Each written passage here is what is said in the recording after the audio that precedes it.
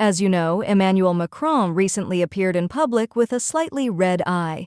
Now he's been seen wearing glasses, explaining that his eye is so irritated or injured that he needs to protect it. Obviously, this has led to many different hypotheses. I actually made a video about it the day before yesterday, where we listened to the analysis of a man talking about hidden rituals, ancient practices, and so on. It was quite interesting. In today's video, I want to connect this issue to something else. It's not really about the eye itself, but about Emmanuel Macron's career path, which is very interesting and raises some questions. How does someone rise so fast in the French hierarchy? He goes from being a student in Amiens to working as a financial inspector, then into administrative finance, passing through elite schools, joining the Rothschild Bank, becoming Minister of the Economy, and then President. So naturally, some people wonder whether Emmanuel Macron may have engaged in certain pacts or rituals to rise so quickly. Of course, this sounds completely crazy, and it's the kind of thing you find on the internet that isn't taken seriously, but it can still be interesting to diversify sources and perspectives. Anyway, today we're going to react to a video that talks about a program Macron took part in back in 2006. That's the same year he joined Rothschild, if I'm not mistaken, 2006 or 2007, and in 2007 he married Brigitte. Interestingly, this program was organized by the German Marshall Fund, a pro-Washington lobbying group funded by USAID, which offers European elites the opportunity to discover the United States. This is quite interesting, especially when you notice that many European leaders have a background in banking, are often pro-American, and promote ideas that appeal to international liberal finance, aligned with the Washington-Brussels axis and the European Union.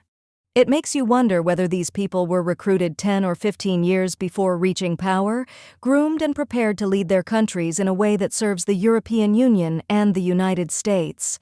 That's what we're going to explore in this video. Listen carefully. What you're about to hear is a report by Off Investigation. I want to give them a shout-out and thank them. The video will probably be blurred because I don't have the rights, but the most important thing is the audio. And of course, the best thing is to go watch their full report on YouTube. It's really worth it. Before we start, like, subscribe, and let's go. Through former members of the General Inspectorate of Finance, Emmanuel Macron hears about a powerful American lobby that has been well established in Europe since the 1970s, the German Marshall Fund. The GMF was created in memory of the Marshall Plan, the billions of dollars the United States sent to help rebuild Europe after World War II. To face today's major challenges, the GMF often brings together high-profile figures in Brussels. Marshall Fund. The German Marshall Fund of the United States, strengthening transatlantic cooperation in the spirit of the Marshall Plan. GMF is a living memorial to the Marshall Plan, which saw billions of dollars in aid from America to help rebuild Europe after World War II. GMF serves as a conduit, connecting people and ideas on both sides of the Atlantic, seeking solutions for today's big challenges. Including former White House advisors, retired generals, and even former Republican presidential candidates. This pro-Washington lobby is funded by major American tech companies from Silicon Valley, as well as by USAID, a U.S. government agency. The former head of the GMF, Karen Donfried, previously worked for the CIA and now advises President Biden on European affairs. What interested Emmanuel Macron in 2006 was that the GMF offered a fully funded program allowing promising young European elites to discover America. To apply, Macron contacted a former Inspector General of Finance who had become an investment banker at Lazard and had already taken part in the program. The idea was to experience the United States from the inside. Participants spent a week in Washington, then traveled across the country. This wasn't tourism. Some met newspaper editors, mayors, and major bank executives.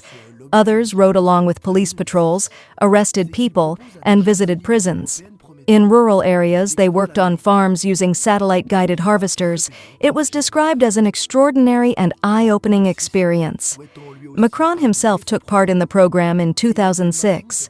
For 3 weeks, he visited Seattle, Wisconsin, and even NASA facilities in Texas. When he returned to France, he became bored with his role as a civil servant. The private sector began to attract him. In 2008, he was recruited by one of the most prestigious Franco-British investment banks, Rothschild, led by David de Rothschild. Honestly, Off Investigation does an excellent job. If they ever turned their work into a fully produced documentary series with post-production and interviews, it would be incredible. They have access to so many archives, confidential documents, and letters. It would be fascinating. What's striking is how vague Macron remains when talking about his time in America. He describes it as discovering the country from the inside, visiting prisons, harvesting crops, and so on. But could there have been initiations as well? Could there have been things he was asked to sign? Commitments? Both Macron and the man who sponsored him ended up leaving public service for major banks. So it raises the question, is this program a way of pulling people out of French public institutions and into the private American-aligned financial world? Maybe they saw in Macron someone extremely ambitious, ready to go further than the others. From there, the story continues. Rothschild, then government under Hollande, then the presidency. And coincidentally, many of Macron's decisions as president seem to align with American interests. A large number of French companies have been sold to American groups, around 1,300 or 1,400. National debt has exploded. Pension reform moved toward a capitalization model, which is very American. I'm not saying these policies are inherently good or bad, but they clearly reflect an American model. And when a country loses more and more national independence, it stops being a nation and starts becoming a colony. That's why this topic is interesting and worth thinking about.